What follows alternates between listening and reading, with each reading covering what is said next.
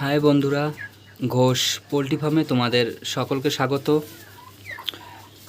আমি আমার যেই 150 কয়লার মুরগি তুলেছিলাম 2 মাস আগে, সেই কয়লার মুরগি আপাতত শেষের মুখে, আর বেশি নেই আমার কাছে। আর 25 থেকে 30টা মুরগি আছে, তোমরা দেখতে পাচ্ছ, তোমাদের আমি দেখাচ্ছি।